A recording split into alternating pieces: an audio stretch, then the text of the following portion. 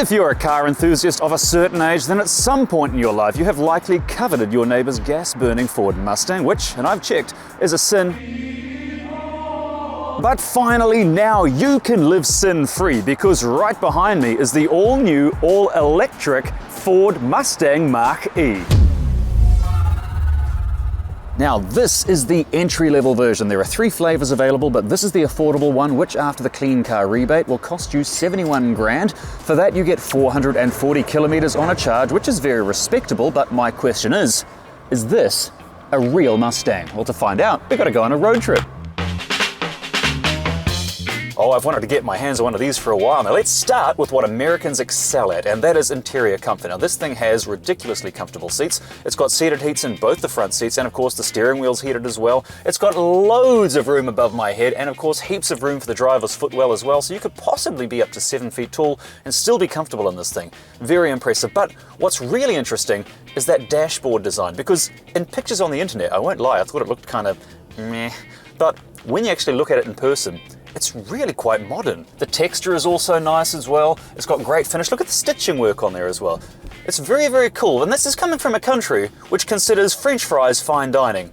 Personally, being a Kiwi, I prefer ghost chips. As for the upholstery itself, in the entry-level version you get black onyx Sensico, which is basically vegan leather. But like my pasty belly, it is very soft to the touch. But like most American cars, your only interior color option is black. And as far as exterior colors go, well, you've got all the colors of the Detroit rainbow. You've got blue, gray, white and black. Although all those colors, or lack thereof, are included in the price. Let's talk gadgets now, and even though this is the entry-level version, it's still got a lot of gadgetry. Starting with this obvious thing that leaps out at you, this is the 15-inch central display, which is touchscreen. It controls all the car's main features and functions. It's also got obviously a reversing camera, it's got parking assist, it's also got wireless phone charging on this port here, which even fits my weirdly shaped phone, which like me is falling apart. This car also has Android Auto and Apple CarPlay as standard, plus LED reflector headlights, and of course it has adaptive cruise control and even collision avoidance, which is pretty interesting.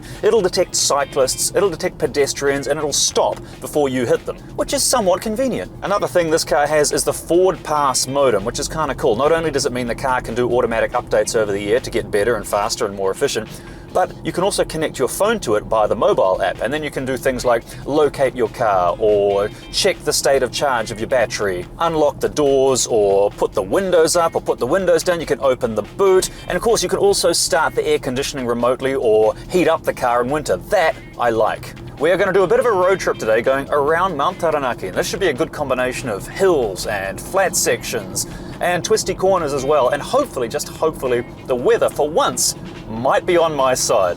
Let us now tamper with the cistern of facts and flush out some statistics, starting with the battery size. On this base model you get a 75.7 kilowatt hour battery, which should give you 440 kilometers per charge. Now what's driving the wheels? Well, you get a 198 kilowatt motor on this standard model, which has 430 newton meters of torque, and all that power is going to the rear wheels, which is very Mustang-y, and it could make it a really great car, the right kind of car for me, because I do like, one, a lounge suite on wheels for highway cruising, but I do like having a lot of power on a rear-wheel drive car. And this, with the right amount of power and torque, could be just the right car to be playful at lower speeds in the corners. But unlike a Mustang, the power delivery in this vehicle is very smooth, it's very quiet, it's super efficient, and it's very clean. I mean, obviously, because if you run this thing on, and here comes the plug, Ecotricity electricity, guess what? You're running a car that is climate positive, because Ecotricity's electricity, it's not just carbon neutral, it's climate positive, which means it's helping to turn back the clock on climate change. But the best thing about climate positive electricity from Ecotricity is the fact that it's super affordable, because it's only from wind, hydro and solar, nothing else. It's that easy. Sign up at ecotricity.co.nz today. Once you go to Ecotricity, however, be warned, once you join up, you won't want to go back, because it just feels really good. It's hard to convey on camera how good it feels to be going on climate positive electricity. It's really good. Right now I'm climbing to the visitors center up Mount Taranaki, and that's about 1 kilometer above sea level, and this will be a good test of not only the impact on the range, but also of the cornering prowess of this vehicle, because I didn't know what to expect when I picked it up. I mean, Mustang, right? American cars, they have a reputation as being lumbering beasts. And this is a very comfortable car on the highway, which made me think, is it gonna just turn into a sausage in the corners? But no, it's unexpectedly good. An American car that corners really well is as rare as finding two Hamiltonians that aren't related. Oh, look at this. Woo! Honestly, it lets the back slide out about 10 centimeters and then it grabs it. It lets you just have a little play. It lets you think that you're a race car driver. It's perfect for drivers like me who aren't actually very good but like to think they are. Oh, this is epic. Holy cow, this is sublime. Oh, I think I want one of these. I can't believe this is a big heavy car. How is it doing this? And yet still retaining some playfulness. Oh, felt the backslide and I grabbed it. Oh, wow. Oh, is it over already? Oh. I want to do it again now. Oh, that was far too much fun. I really enjoyed that. Far out, that went by quick.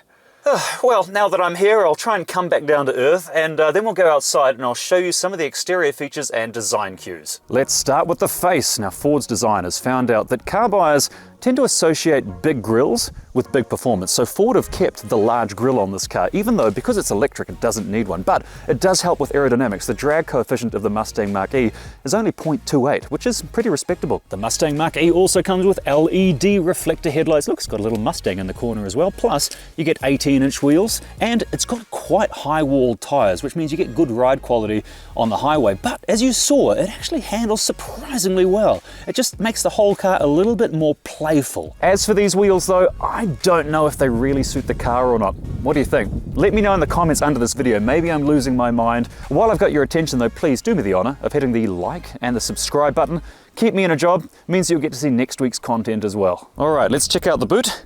Okay, so I thought that was an automatic boot opener. No, it's a manual boot, but it does unlock automatically through the key fob. In here, you'll see we have 402 litres of capacity, plus up the front there is a frunk, which has 81 litres of capacity. So all in all, a reasonable amount of storage space. Plus, check out these triple slash very Mustang-esque lights. What do you reckon, yay or nay? Now, if you've seen any of the videos I churn out, you'll know that I like gadgetry and anything that's just weird and different. And check out how you open the door on the Mustang Mach-E. I like this. Instead of a door handle, you press the button here, the door presents itself, and then you just simply pull it open. That's neat. But what about that styling? Well, Ford have done the numbers and they reckon that people now are more likely to buy SUVs and more likely to buy EVs. And the Mustang Mach-E, it's those two things combined. It's not the Mustang you grew up with, but like you, it has grown up. We're on our way back down the mountain, and now's a good time to talk to you about regenerative braking. That is braking that when you're slowing down, it puts electricity back into the battery. And this has quite good regen braking. It means that you can basically drive with one pedal. You don't need to touch the brake in a lot of circumstances. For example, if I take my foot off the brake right now, this car is coming to a complete stop without me touching the brake. It means city driving becomes a whole lot easier with one pedal driving. But let's also talk driving modes. So on the display here, we've got Whisper. Now all today I've been driving in Whisper mode, and as fun as that's been, that's the easy mode. That's the soft, gentle acceleration mode. Then they've got Active, which I can switch to, which is the sort of everyday driving, which gives you a little bit more playfulness. And then of course, if we go into Untamed, that's the power mode, the sports mode. Untamed is the grunty mode, which lets you go, oh, nuts. And because the roads are wet and I'm going downhill, I'm not going to do that. But on a dry summer's day, you might have quite a bit of fun with Untamed mode. Untamed mode also changes the display layout, plus it increases the volume of the noise generator to give you the fake impression that you're driving an old combustion car, but without all the downsides. Oh wow, that actually sounds really good. Oh, far out. Oh, okay, no, I told myself I don't like noise generators. This one is quite good though. Oh wow, and another thing I love is the bonnet in front of me. You've got this big expansive bonnet. It just makes you feel good, makes you feel powerful. I like it. Oh, I said I wasn't going to be silly, but that fake engine noise is really addictive.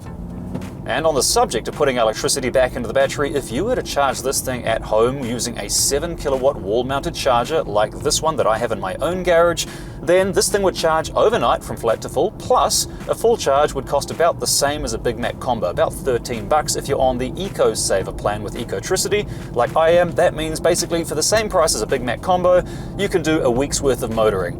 That's pretty good, and arguably climate positive electricity is a little bit better for you than a Big Mac combo. But let's say you want to go on a road trip, well don't worry, you're covered, because New Zealand has hundreds of DC rapid chargers installed all over the place, which means you can drive anywhere a car can go in an electric car now. And using one of these, if you're using a hyper rapid charger, you could charge this thing in about 33 minutes because it charges at about 115 kilowatts peak. Now that's not a bad speed, but if you want more, well, the all-wheel drive and the GT versions of the Mustang Mach-E, they charge up to 150 kilowatts, so they charge a little bit faster. But bottom line is, no matter what car you get, you're going to be covered by ChargeNet's network, plus all of the electricity feeding ChargeNet's DC rapid chargers.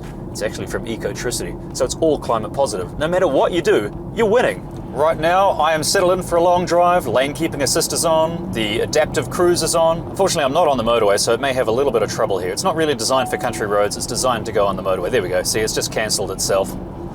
So I'll take over from here on, but the cruise control I can leave on. Well, we've made it to Stratford, and so far the journey's just been absolutely effortless. This car's just been really, really comfortable to drive. Even on New Zealand's really rough roads, on the highway, this is an absolute cruiser. Loving it. Really pleasantly surprised. I think that's why I'm enjoying it so much, is because I didn't have very high expectations for it, because I'm not actually a Ford fan. But this one I really like. Really impressed. Ford have put a lot of effort into this car and it shows. But now we're about to drive around the southern side of Mount Taranaki, and I'm expecting this to be a good test of the suspension because the roads are going to be pretty rough. So far the suspension's done great, and that's largely because it's Magna-Ride suspension. It's Ford's creation, in which the fluid inside the shocks is magnetized and it can be stiffened, it can be made thick, so that it gives it a tougher ride. And this is done immediately, instantly, in a millisecond on each corner of the car independently through a central computer. So in theory, when we get to these really bumpy roads, it should be quite a test. It should be quite firm when it needs to be firm and soft when it needs to be soft. It's one thing Americans do really well is comfort. And as someone who identifies as a 90-year-old Floridian, this really appeals to me. It's just sublime. This is a fun thing to drive, you know? A lot of sports cars take themselves far too seriously, but this one lets you have fun. This is kind of playful. It's kind of like dubbing horn sounds over yawning birds. Alright, for a brief moment, let us test the 0 to 100 time. Now I'm going to switch it from whisper mode into untame. Does it have launch control? What happens if I press the brake and the accelerator? Oh, no, that just makes it unhappy. Okay, let's not do that. Alright, here we go. 0 to 100, 3, 2, 1. Okay, acceleration's good. Oh, that's not bad. That's good. That's a good, respectable acceleration. It's not breakneck, but there's enough power there for you to still have fun at low speed. That's my kind of fun, low speed fun. Fun where there's not so much risk of permanent dismemberment. I like that kind of fun. Oh, I do like that noise generator. Oh, I hate that I like it so much.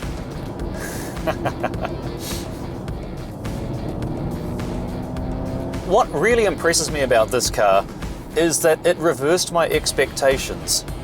It's loaded with gadgets, and a lot of entry-level cars, they've got fewer options than a weekend in Palmerston North, but this one's got it all. But all that aside, what I didn't expect was for the ride to be so refined, for the car to be so responsive, for it to be so playful and so fun, and so un-Mustang-like. Maybe that's the car's biggest strength.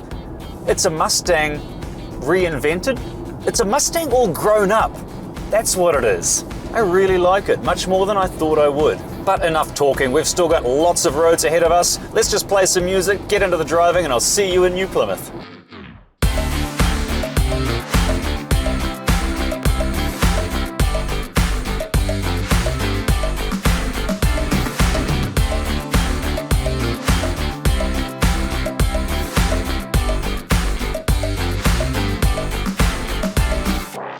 I've made it back to New Plymouth, and that was a fun drive, but now let's talk economy, and I've used about 20 kilowatt hours per 100k, which, as you can see if I bring up my little range estimator thing here, that would, given my current driving style, which admittedly has been pretty hectic, that would give you lower than 440 k's per charge. You could get 440 k's per charge, but you'd have to drive it in the way a Mustang is not designed to be driven. However, you would still be getting around about 400 k's per charge in normal city applications. The question now in my mind, however, is this a real Mustang like that one right there?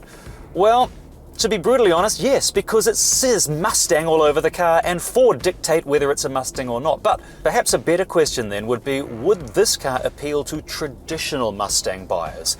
And that's a different answer. I would say probably not, but that is because traditional Mustang drivers, like combustion vehicles, are an endangered species. And on that note, let's do a summary. Yes, it's time to tally up the Spud score of this entry-level Mach-E, starting with performance, and I'm giving it 6 out of 10 because it's decent, it has enough grunt to have lots of fun, but it wouldn't hurt to have a few more kilowatts because hey, it's a Mustang after all. Handling is next, and I'm giving it an excellent 8 out of 10 because it's got the highway softness of a Cadillac, but that active suspension transforms it into a playful rear-wheel drive beast in the corners. The ride is really surprising. Comfort's next, and well, it's got heaps of room in both the front and the back on that Sensico textile, so I'm giving it 6 out of 10, although I would like a cloth seat option, but that's just me. Next is efficiency, and it's not bad for a big, angular, angry-looking car, so I'm giving it 6 out of 10 for that remarkable drag coefficient of 0.28. Gadgetry is next, and it has lots and lots of stuff built in. It's endlessly customizable. It's got heaps of charging options throughout. Honestly, this thing's got more toys than Santa's workshop, so 8 out of 10, not bad at all. Value now, and I'm giving it 6 out of 10. You might be thinking, hey, it's 71 grand after the rebate, why score it so high? Well, that's because you could always go buy a cheaper electric car, but you can't go and buy a cheaper electric Mustang. It's a Mustang after all, and 71 grand for automotive exclusivity isn't bad. Let's talk charging, and I'm giving it 6 out of 10. 115 kilowatts on the entry-level version isn't a bad maximum charging speed, but I'd like it to be just a little bit faster. What about style? Well, my opinion is worthless, but I'm giving it 6 out of 10 because it's a decent-looking family SUV/crossover thing, but traditional Mustang enthusiasts will disagree because they are likely basing this design against the image they have in their mind, but that's the thing about style, it is quite literally subjective. Is it fit for purpose? Well, if it's trying to be a peppy, fun, rear-wheel drive sports car that can also fit the family in and all the luggage and still be comfortable, then it succeeded. 8 out of 10 there. And lastly, but most importantly, is the PSC, and I was impressed with this one. It has more storage than you might think, with an incredibly high PSC of 72, so I'm giving it 9 out of 10 there. That is industry leading and unexpected, but that's the Mach-E in a nutshell. It's really unexpected, which means the total Spud score is 69. Nice. So there you have it, a very decent Spud score for what is a very decent car, and I have to confess, I was a little bit of a snob when this car first came out, but I take it all back. My opinion has changed. I actually really like the Mustang Mach-E. I get it now, I really get it. And honestly, I did something I very rarely do just a moment ago. I started crunching numbers to see if there's any way I could actually afford to buy this car myself. That's how much my opinion has changed. And to answer your question, no, there isn't.